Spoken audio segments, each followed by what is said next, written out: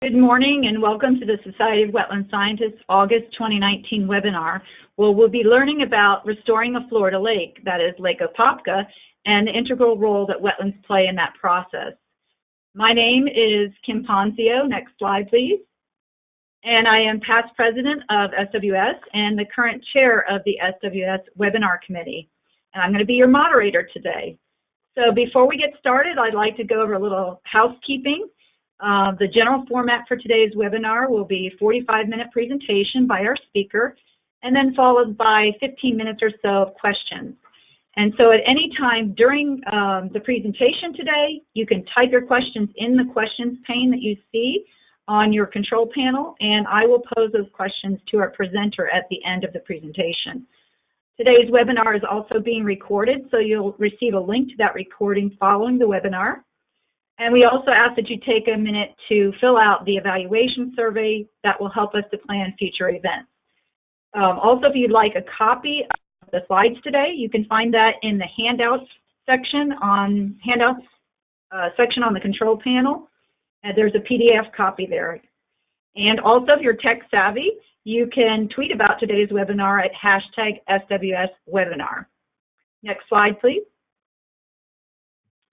You can also receive participation certificates for continuing education credits, either towards your professional wetland scientist or any other certifications you hold. You'll get an automated email from Michelle Chosek, who is the SWS Managing Director, and that may take about a day to come to you. And check your spam email if you don't see it, because sometimes it'll go there. Also, to access the certificate, you'll log into the SWS store. And once you're logged in, you'll see that the certificate access item can be purchased for $0 because you are all members today. You can also get participation certificates if you watch the webinar recordings. And that can be found on our past webinars page, as you see on this slide, or you can even go to our SWS YouTube page. So with the logistics out of the way, let's go ahead and get started with our webinar. Next slide, please.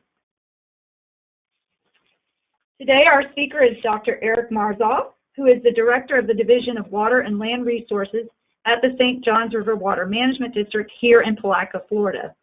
And I say here because I have the privilege and honor of introducing my boss, and I happen to be in his office right now.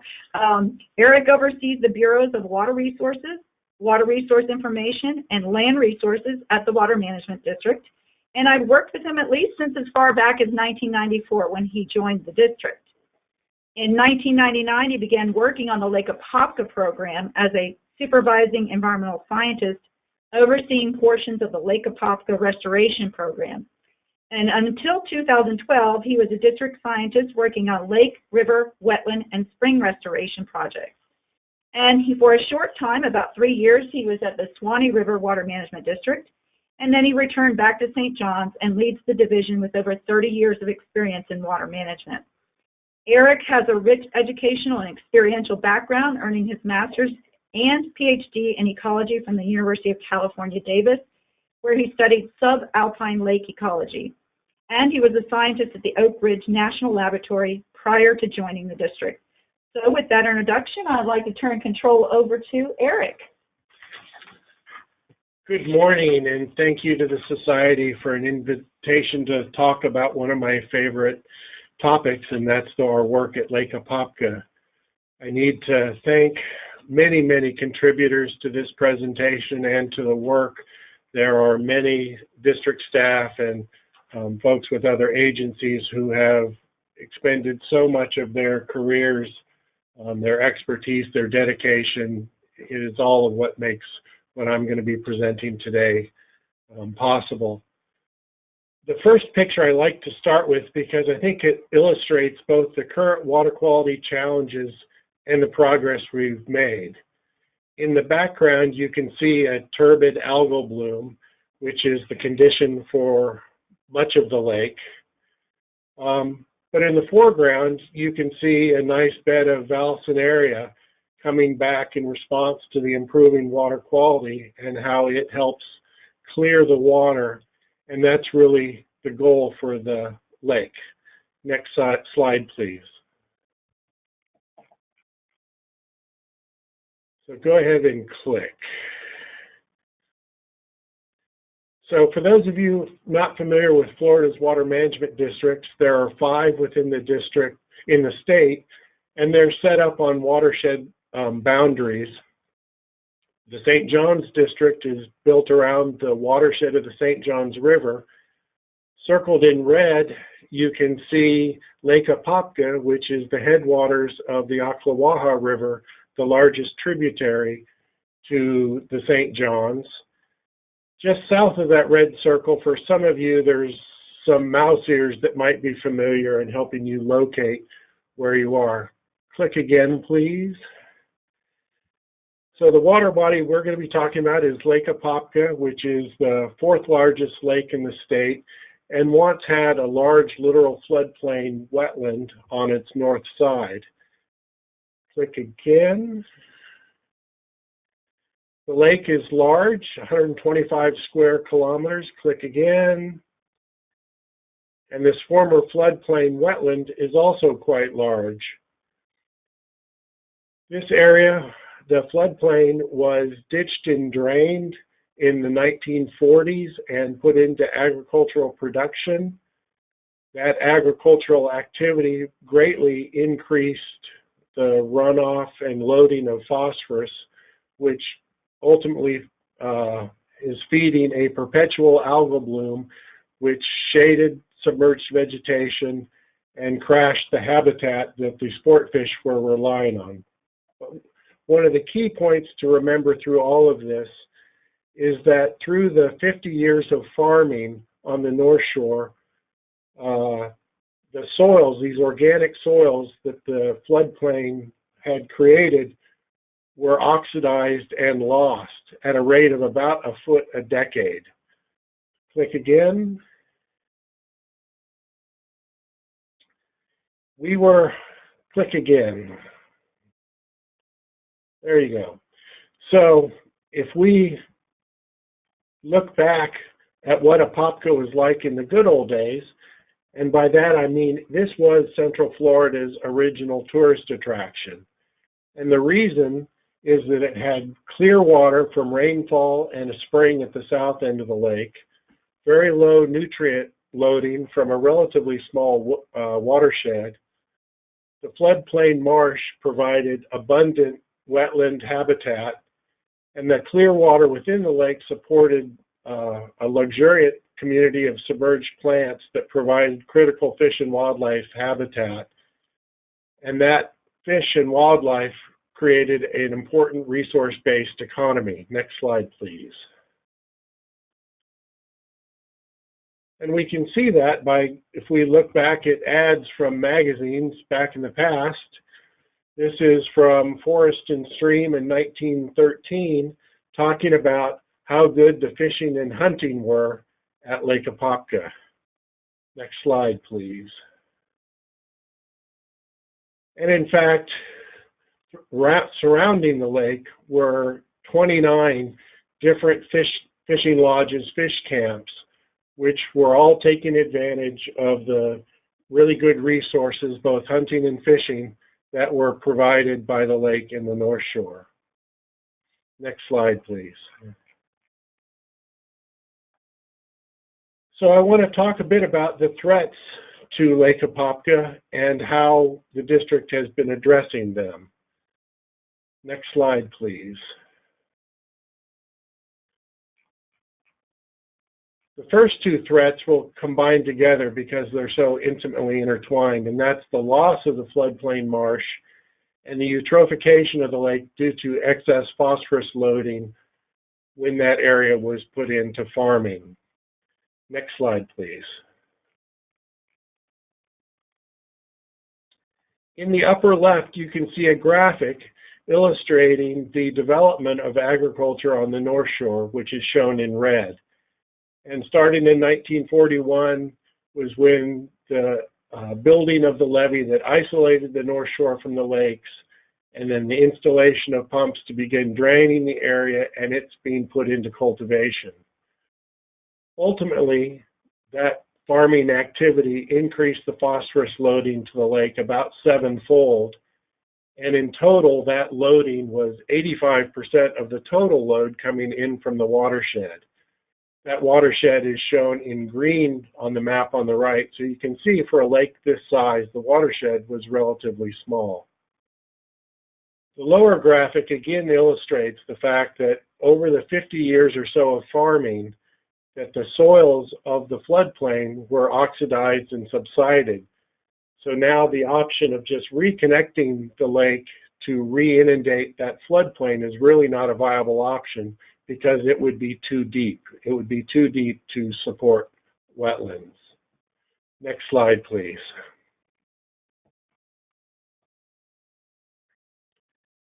As a result of the persistent algal blooms, the submerged vegetation was shaded out by the algae. Once that habitat was lost, the sport fishery crashed, and along with it, the fish camps and the economy that was based on this resource. Next slide, please.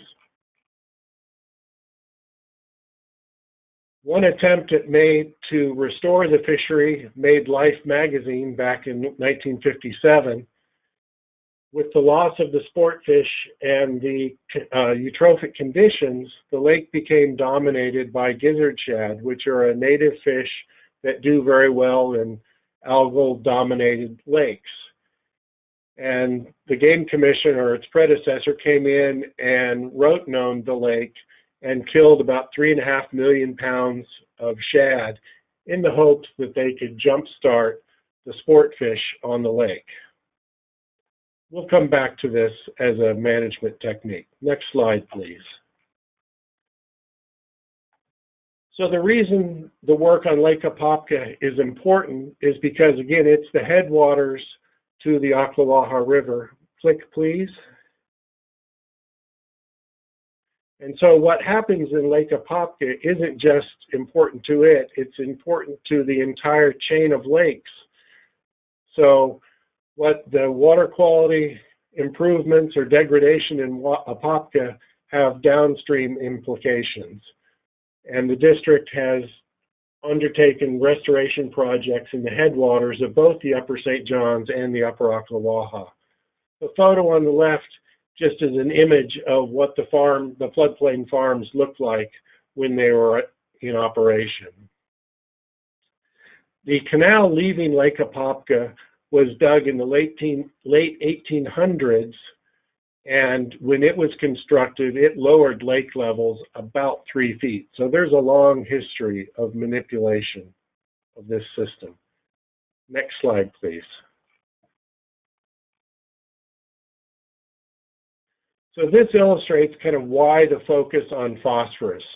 Our view is that the phosphorus is what the key to the dominance of the algal blooms within the lake. And our thought is that if we can reduce phosphorus availability, we will reduce algae, increase light availability. Increased light will provide for SAV recolonization, and that's the critical habitat for sportfish. So that's the reason for our focus on phosphorus. Next slide, please. We have taken what we call a diet and exercise approach to phosphorus reduction in the lake. The diet is restrictions of the phosphorus loading to the lake. So a key part of that was our efforts to restore the North Shore.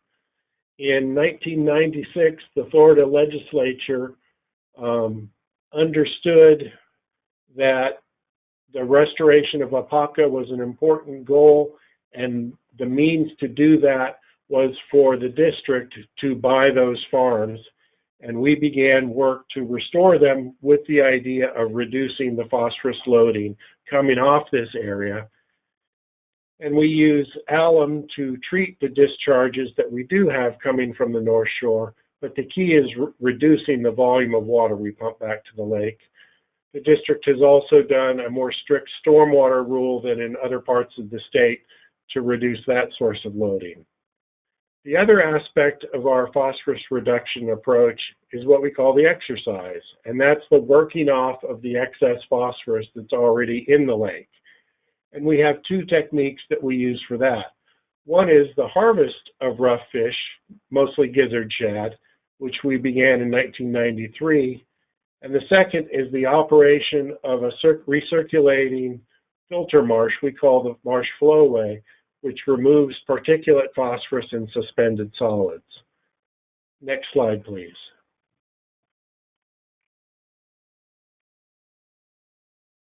So the key to our diet is how the North Shore is managed. As I've said, those farms were the key loading source of phosphorus, and the oxidation of those soils was a critical part of the loading. So one of the first things we needed to address was stop oxidizing soils, which means getting them wet. And once you have wet soils, you're pretty instantly into the wetland restoration business. And so we had worked to regulate discharges with the farmers that had caused a great deal of legal activity. And in the end, 1996, the legislature directed us to go buy the farms in the best interest of restoring the lake. Next slide, please. So this is a busy slide, and I'll walk you through it. The bars coming up on the bottom are the annual loadings of phosphorus to the lake. The purple horizontal line is our loading goal. And you can see from back in time, the agricultural loadings were much higher than they are now. And that's come about because we have worked through restoring the North Shore, reducing the amount of water that we pump back to the lake. And when we do pump, we try to treat as much of that as possible to inactivate phosphorus. And we'll talk about some of the other key dates. The red and green lines, the red line is the annual phosphorus concentration in the lake. And you can see it's on a downward trajectory, but it has some large perturbations in it, and we will talk about those. But the key take home is that our restoration of the North Shore has reduced the phosphorus loading to the lake, and we are meeting our loading goal. Next slide, please. So now let's talk about some of the exercise. Go ahead and click. There we go. So this is the Marsh flowway, and it's a recirculating filter on the lake. It's about 766 acres. It was built on former floodplain, and so the treatment cells are on subsided land. So water flows in on the bottom by gravity, flows through one of the treatment cells, and then reaches a pump station where it is lifted back up to lake level. This system began operation in 2003, and when fully operational, it filters about 40% of the lake's volume each year. This is a physical particulate phosphorus removal mechanism. We're not really relying on biology or chemistry. This is just settling out particles and suspended solids and returning that clear water back to the lake. Next slide, please. So here's, again, some illustrations, water in and out. The flasks on the right, the left flask shows what the lake water looks like going in and with the particles settled out. Click again. Let's see if an animation works. Yes, and there you can see the outfall pumps pumping the water back up to lake level. Since 2003 to 2017, we've removed just over 71,000 pounds of phosphorus and 119 million pounds of suspended solids from the water column of Lake Apopka. Next slide, please.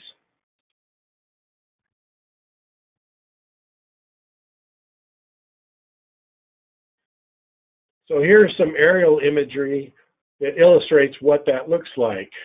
We are looking north The pump station is kind of on the left-hand side, and you can see the bluish water, which is without the particulate matter, and it's flowing down the canal, leaving the lake. The flowway was located in this spot so that the treated water would dominate the flows of the water leaving the lake to benefit those lakes downstream, with the balance of the water of what's being treated by the flowway and what's being discharged returned back to Lake Apopka. So click again. There you can see the water going downstream. Click again. The balance of the water returning back to the lake again.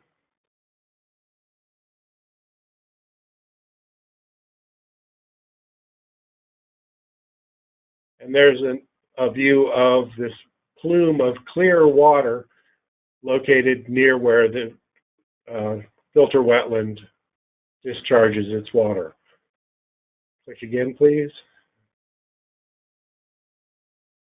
So the next exercise that we have been conducting is related to rough fish. However, a key difference between what we are doing and what had previously been doing is that we are removing the fish.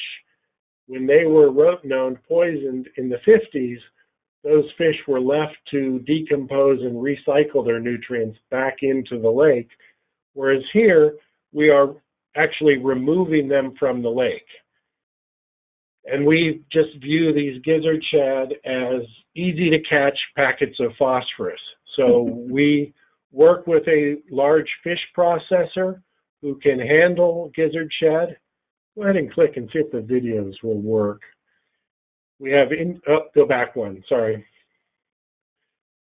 So we have independent fishers who harvest using gill nets. We have close monitoring of this and a permit with the Game Commission. So they are collecting the fish from the lake. They bring them, return them, and you can see them going up a dog leg and being weighed. The fishers, anglers get paid by the pound. The processor sells these shad for crab bait or for crayfish farms in Louisiana. So they're making a profit off the commodity. And so the district's role is just to provide a small subsidy to make the whole thing economically viable. So for us, it's extraordinarily cost effective. So in the upper right, you can see that since we began doing this in '93, we've removed 27.5 million pounds of fish, equivalent to 225,000 pounds of phosphorus, and our cost is $57 a pound, which is very low. The statistics on the lower left are our typical annual harvest, which is 1 million pounds of fish, which is equivalent to about 3.2 metric tons per year. And to put that in perspective, that's about 20% of our loading target for each year. Next slide, please.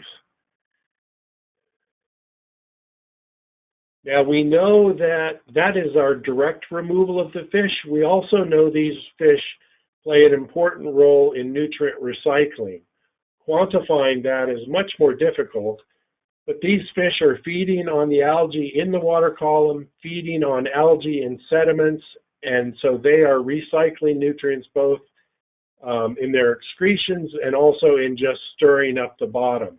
So we know there's a recycling benefit to removing these fish, but that's been harder to quantify, but we know it's important. Next slide, please. So here's an illustration of the diet and exercise. The blue bars are the reductions, show the reductions that we have made from phosphorus loading from the North Shore.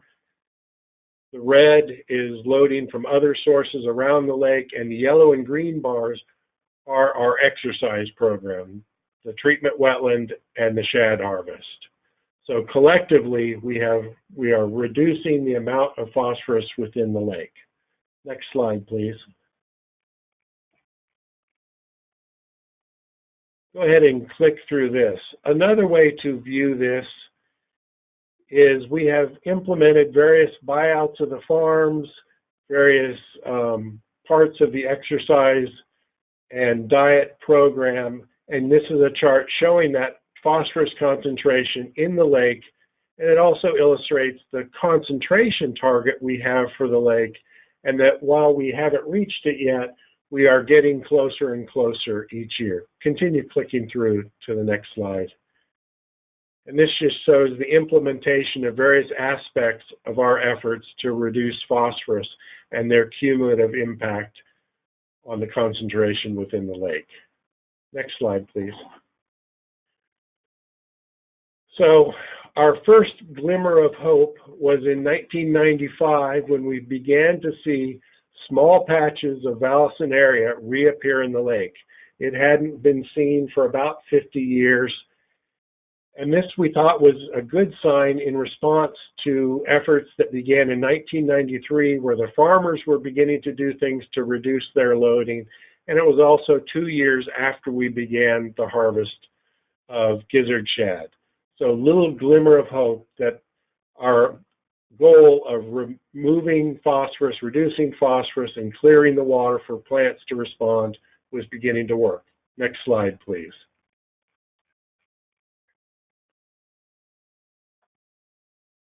There are many benefits to the plants' recolonization. They provide critical habitat.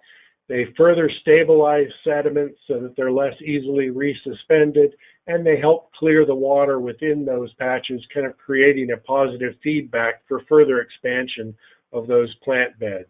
And that's what we're now seeing all around the lake. Next slide, please.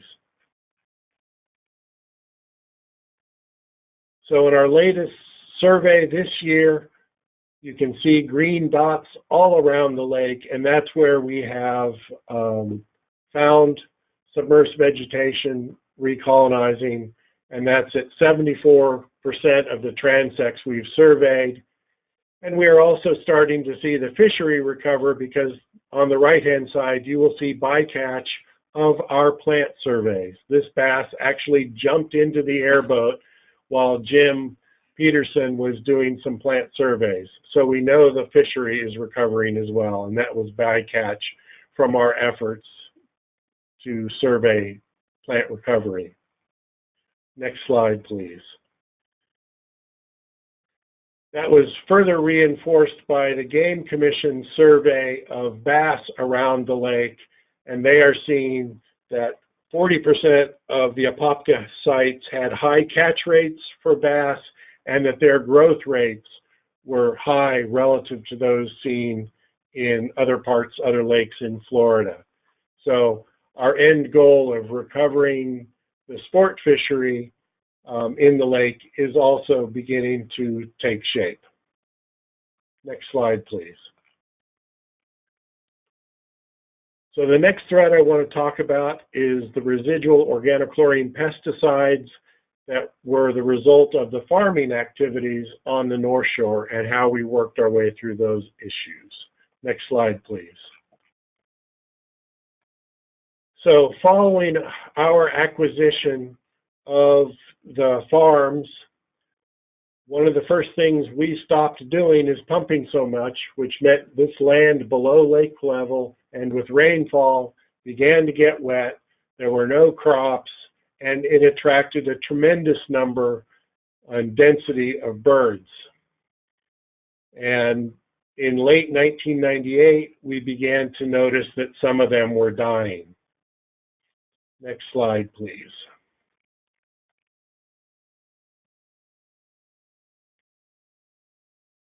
So in late 99, 2000, we saw the death of hundreds of fish-eating birds. We originally didn't know the cause. We were concerned that it also might be disease. But we took the step of assuming that it was some sort of pesticide exposure that we hadn't assessed fully, and we began draining the North Shore. I think it's worth pointing out that if it had been disease, we would have been making the situation much worse by concentrating birds in the declining pools that resided as we drove out as we dried the North Shore. The picture on the right shows our initial all the soil sites we initially resampled. And one of the things we learned was that the residual organochlorine pesticides were really confined to the top 10 inches or so of the soils, which corresponds to the plow depth. Now this mortality event was quite a surprise to us because we had gone through environmental site assessments for every single farm, of which there were dozens that we purchased, and that went through extensive cleanups around barns, around, airstrips, a whole variety of sites. So we had already done a tremendous amount of remediation around that. So we began working to try and understand what was going on within the soils out in the fields, not what we thought were around places where pesticides were mixed or loaded or stored. Next slide, please.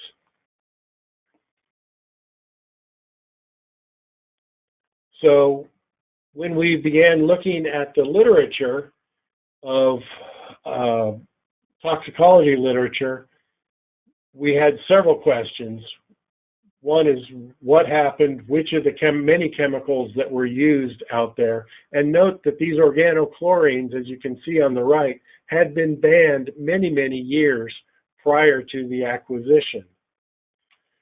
So as part of our efforts, and one of the key pesticides that was heavily used out there is called toxaphene.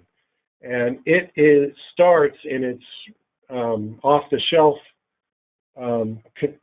character of thousands of different compounds, and we were concerned that it was weathering into a whole slew of other compounds and mixing with what we knew were the other organochlorines, DDT, dieldrin, chloridanes, and that we really didn't have a good handle on the cumulative toxicity of this soup of weathered chemicals on these highly organic soils. So we began a multi-phase investigation with the University of Florida and USGS to conduct on-site investigations into the toxicity of these soils with the goal of developing soil remediation criteria. Next slide, please. So this is just some photos of the original of that work. We started with large aquaria, these big bins in the upper left, moved then to quarter-acre mesocosms out on the fields themselves in multiple locations, in multiple concentrations. These were screened to keep wildlife out. And we also installed some fish ponds, which you can see in the lower left photo in the far, in the background, where we were growing fish on these soils with the idea of creating a dosed diet for great egrets, which we raised at the University of Florida and fed known diets of these weathered pesticide sausages that we called Finny Deans. Next slide, please. So here's an example of folks out harvesting fish out of the fish ponds. We would collect many, many hundreds of pounds of fish. They would go through very large grinders and blenders. Again, our goal was to create sausages of known dose, known concentration, so we could feed individual birds different doses of pesticides and look at different endpoints for toxicosis to try and develop what were safe thresholds. Next slide, please. So in the end, we concluded that pesticide toxicosis caused or contributed to the deaths of many birds. The primary agents were toxaphene and dieldrin, and the exposure route was from soils to fish to birds. And the key aspect that was really new and novel here was that just how tightly these organochlorines were bound to these highly organic soils.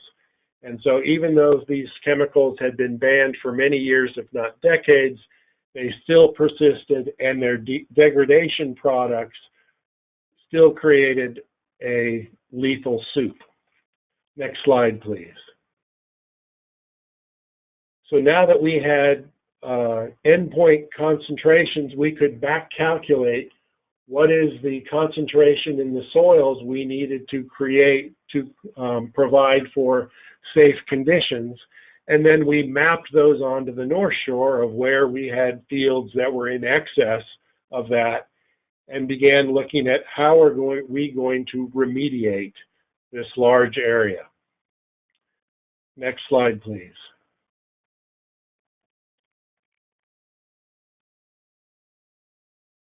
What we came up with after a fair bit of trial was a soil flipping or soil inversion technique using some of the biggest plows we could find, and essentially flipping the soils so that we put the top foot down below about 3 feet and made the surface soils coming up from 3 feet below, and then by that drastically reducing the pesticide exposure at the surface.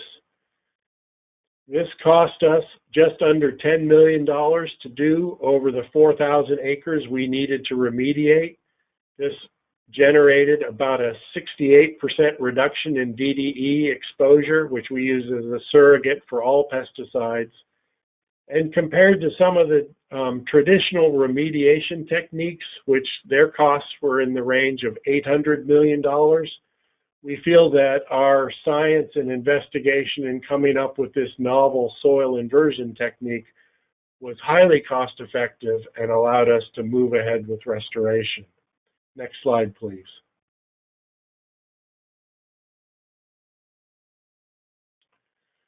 So we had been working with the U.S. Fish and Wildlife Service through all of this and had mapped out various phases where we were intensively monitoring areas as we re-inundated them, monitoring fish, monitoring birds, and we had a phased plan for when we thought all these different areas would be able to be reflooded. Our goal was to keep water shallow so we didn't develop a lot of fish and allow very dense vegetation to grow up, which would help restrict foraging by wading birds. Click, please. We had a goal, as you can see, for some of those phases of not being done until 2021. That was based on our estimates of pesticide degradation and the efficacy of our remediation. However, in February of 2018, we had been monitoring fish all through the site and determined that we had met the criteria that we in the service had created, and they concurred with us and gave us a clean ecological bill of health, which meant that we could begin with restoring these wetlands from just being very shallow and densely vegetated with cattails and willows to something that was more attractive to wildlife, recognizing that one of the big values for this area was the replacement in wetlands that had previously been lost. Next slide, please. So the last topic is prolonged periods of low water elevations on the lake. Next slide, please. So the graph on the lower, graph on this slide is the regulation schedule of water elevations. We control water levels on the lake at a dam and lock at the outlet.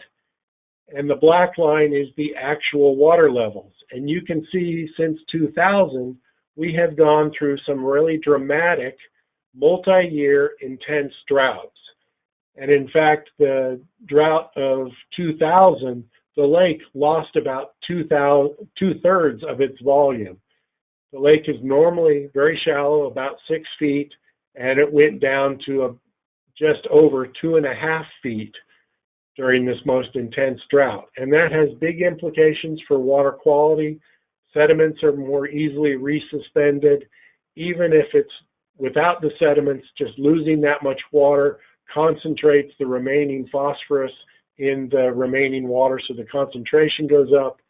And the recolonizing plants were often exposed and lost in setting back the restoration. So these new droughts were an issue in setting back our work. Next slide, please. And in this chart, you'll see again the red line, which is the annual phosphorus, and you can see those perturbations of the 2002, 2006-07, and 2012, when we have these periods of very high phosphorus, coincide with these droughts. And so one of the things we began working on is how can we manage water on the lake so that we lessen the frequency and intensity of these droughts, or do what we can to, because they are having such a profound effect on water quality. We don't know if this is the new normal, but this period has demonstrated to us that our ability to better manage water levels will have big water quality benefits. Next slide, please. At the other end of the drought or the water spectrum are storms. Coming up almost 2 years ago, we had Hurricane Irma, which overtopped our levee and flooded the North Shore. You can see, the perennial question, why did the catfish cross the road? We don't know, but these are catfish swimming across one of the roads on the North Shore when the hurricane contributed enough rain that it overtopped our levee and flooded much of the North Shore. We had ultimately intended to use the North Shore as kind of an offline storage. We weren't there yet because we still hadn't received our clean bill of health from the Fish and Wildlife Service in 2017 when this storm hit. But one of our ultimate goals, is to try and capture water and store it on the North Shore at times and use it to augment lake levels. Next slide, please.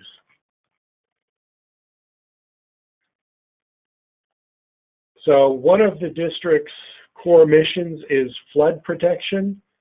And when we have to discharge water out of Lake Apopka, we're sending it down the Apopka-Beauclair Canal, which is a very small conveyance.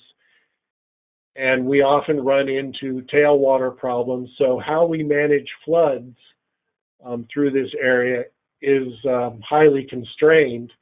And we look forward to when we can potentially use the North Shore as an offline storage, and also perhaps look at, with that new capability, revising the regulation schedule, which was developed decades ago with no environmental benefits in its thinking.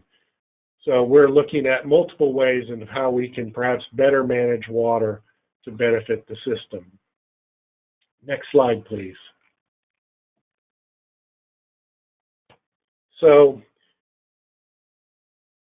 I hope I've convinced you that from a variety of perspectives, the importance of how we manage the restoration of the wetlands on the North Shore is critical to not only the health of those wetlands, but also to the lake itself.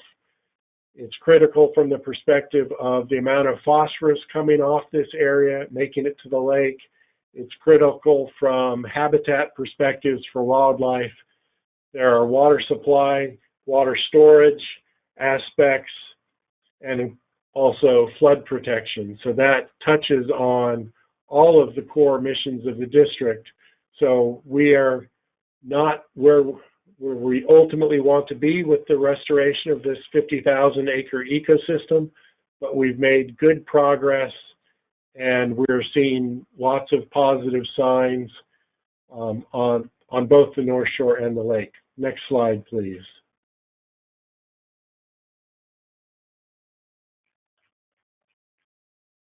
One of our goals of all of our conservation lands is to make them available for the public, and Lake Apopka has long been known as a birding hotspot, and its bird list is 364 species. It's one of the top birding places in Florida. Recently, in 2015, we opened a wildlife drive through the property. It has become much more popular than we ever anticipated. The slide says 100,000 visitors annually. I think it's potentially we could be doubling that this year. And based on a study by the University of Florida, that economic activity driven by people paying attention to the resource is an important contribution to the local economy, which we're very happy about. So people are really enjoying the wetlands that are coming back on the North Shore. Next slide, please. So I thank you for your interest and in listening to the ongoing story of the restoration of Lake Apopka and its North Shore wetlands. For those of you who want to see photos, there are several Facebook pages dedicated to the North Shore, and I jokingly call it the highest concentration of telephoto lenses on the planet, because these folks have a lot of patience and photography skills, and there are really some beautiful shots of wildlife on these Facebook pages. But again, thank you for your interest. Excellent. Thank you very much, Eric. I'm going to go ahead. I've got a few questions from some of our participants. So I'll just jump right into those because this was perfect timing for this. So let's see. The first question is, would you please describe the vegetation, the average water depth, and phosphorus and hydraulic loading rates for the filter marsh? So that you may have to... I'm not going to come up with those on the top of my head. Most of the vegetation out there is cattails because it's nutrient rich. The hydraulic loading rate, I don't recall, but it is very high for a treatment wetland. We have several peer-reviewed articles out, and I can work with Kim on making links to those available. But one of the key aspects of how we manage the flowway is that we know on these rich soils that the system is built upon, plus the richness of the particles that we capture, there is a flux of nutrients recycling back up out of the bottom. And so the rate at which particles are settling out has got to exceed the flux of nutrients wanting to recycle back to the water column. And we achieve that with a really high hydraulic loading rate. All right. Well, and like you said, if you want to make that available, we can, anyone wants to email us and let me know. Next slide, please. We'll put up Eric's email up there. Okay, so if you, for whatever reason, you don't get a chance to ask a question, or if you have to leave before the Q&A is over, you can email Eric and we can provide that information to you. So the next question is about the mesocosms. How did you create the quarter-acre mesocosms in situ? That was actually, we worked very closely with our operations group because, as you can imagine, we didn't want to have heavy equipment working within the footprint. So we scraped up and built the perimeter levees from the external side, and then we put in pumps and structures to keep them hydrated. They had float switches so that we managed the water levels within them. We installed fencing and screening to keep the wildlife out.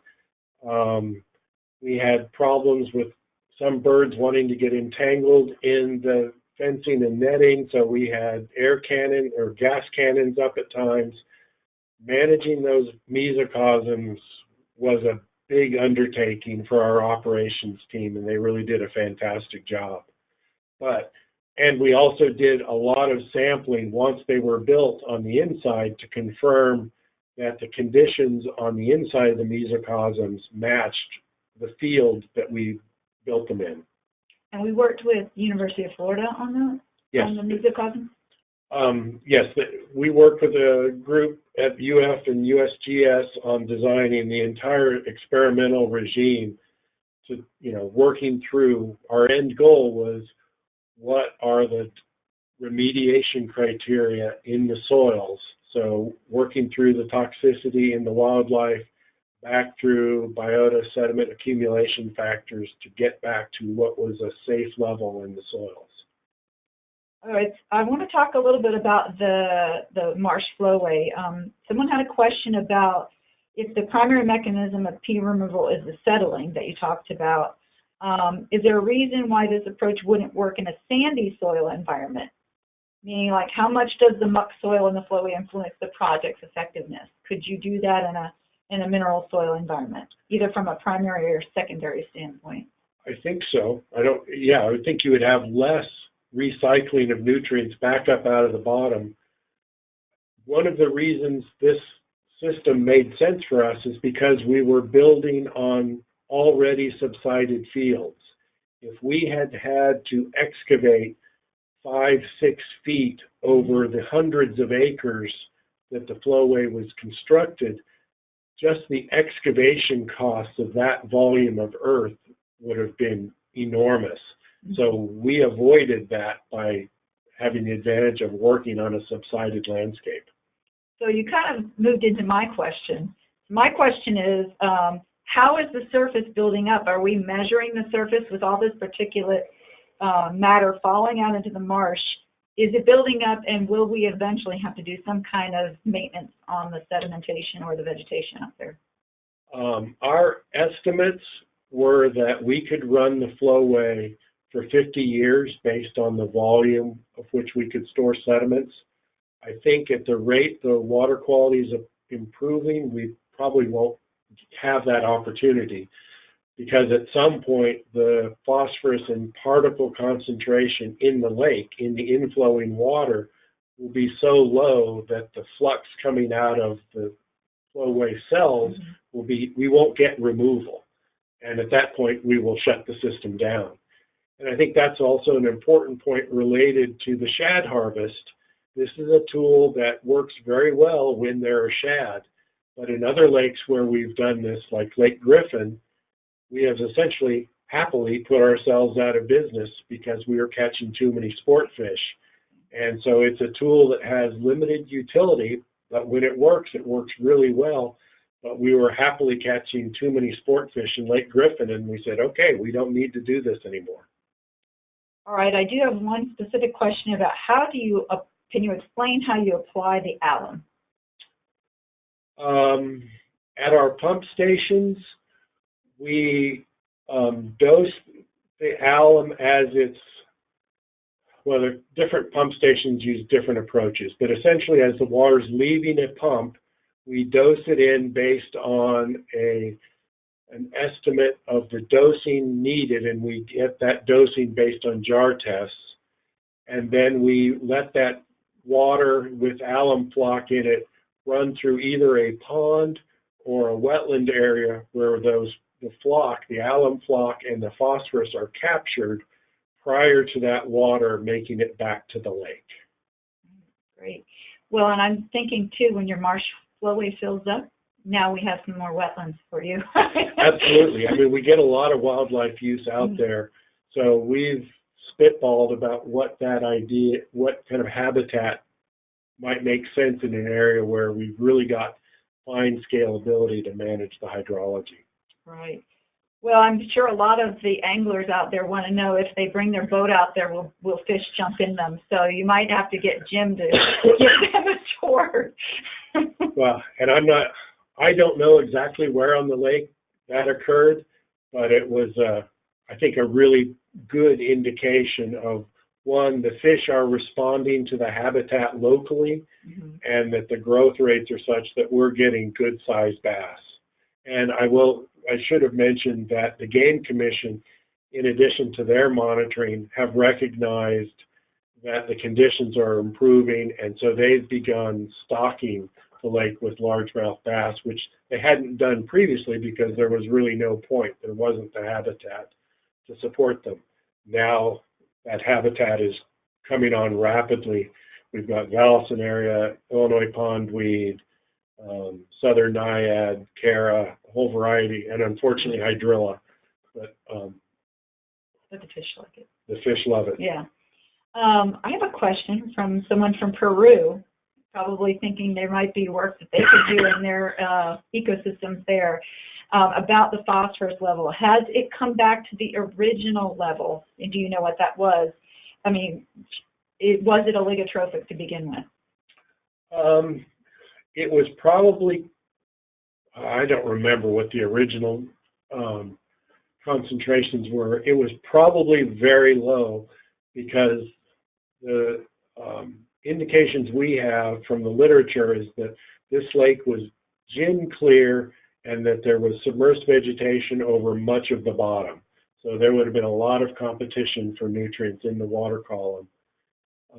We set, excuse me, the restoration target based on phosphorus to what was the maximum amount of chlorophyll, algae in the water column that we thought would get enough light to the bottom to allow plants to begin to recolonize. And then once the plants get going, you know, they create that positive feedback where they create more clear water and expand a little further. So that target was developed kind of with that end goal in mind. Well, talking about the SAV with the clear water, that picture you showed with the two spots, that was not the vegetation that was that color. It was actually that it was clearing up the water column in those two spots? Yes. Well, it's the Vallisneria leaves reaching the surface, but there being both the darkness of the vegetation plus, I mean, in those small patches, it was probably more the vegetation, but it is certainly the case. And in my introductory slide, it is apparent when you go into one of these patches of vegetation that the water is more quiescent, so particles tend to settle out without the wave energy to keep them in the water column. So these plant patches really do help settle materials and keep them from being resuspended. Excellent. I think I have one last question before we wrap up. This has to do with the pesticides. So what effect does burying the pesticides have? Is it assumed that they'll remain in toxic forms that are not accessible or they're inaccessible to the fauna, or are they expect to be broken down into less toxic forms over time? It's both. I mean, our goal with the remediation was to make them so they were not, so wildlife exposure was greatly reduced. We have measured degradation rates of what we can measure as those pesticides. So we think the toxicity is declining as this soup or various degradation products continues to dechlorinate. We know that that dechlorinization process runs at its fastest under highly organic conditions, which we've got in these soils, and under anoxic conditions, which we create when we bury these soils feet down and when the area is inundated. So we've created the conditions where the degradation rate is highest and we've reduced the exposure. So it was a little bit of double whammy. Right. Okay, great. Well, I would have to say that this has been one of the most complicated and roller coaster projects that we've probably ever done. And I kind of want to throw one more curveball in there, and that was about your drought and the effects of the droughts that we've been seeing on the lake. I'm wondering if those are becoming more prevalent because of climate change. This area in Florida is supposed to be drier, hotter, and have less water availability. So I don't know if that's something that's going to be a challenge for the Apopka restoration in the future. I think it is the biggest challenge going forward. I think our ability to manage the phosphorus loading is on a good trajectory. Our tools to remove phosphorus are working well. I think the pesticide is largely behind us. So I think that new normal of water management and being able to maintain adequate water levels to sustain the good water quality is really a key question.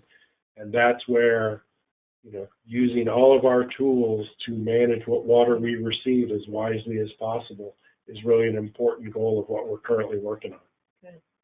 Well, thank you, Eric. Thank you so much. I want to go ahead because it's just now 12 o'clock. I'm sorry. Yeah, 12 o'clock. Go to the next slide, please. I want to, before we sign off, give you a couple of quick announcements about our upcoming events. Please mark your calendar for our next SWS webinar, which will be held on September 19th, and it'll be presented by Jillian Davies, a former SWS president. She's going to be talking about the scientist's second warning to humanity and the development of a new declaration on the rights of wetlands. And this will be our free quarterly webinar, so make sure you invite everyone from your entire network, and we hope we'll see you there. Next slide, please. And we are continuing with our Spanish SWS webinar series, and our next one will be on September 25th, and that will be Alejandro Flores Lozano talking about the ecological and economic assessment of the Villa Maria wetland in Peru.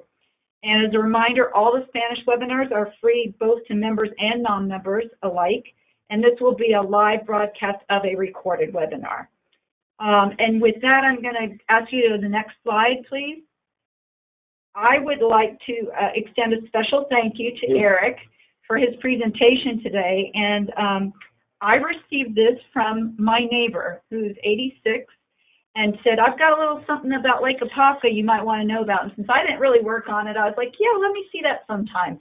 He brought over a signed copy of this seminal work done on Lake Apopka that I brought in to my colleagues that do work on Lake Apopka, and they said, yeah, we know Jim Klugsman. We cite or quote his work all the time. So I am going to give this to Eric, whom I think is giving it to the district's library so that we have the original copy of some of this seminal work on Lake Apopka.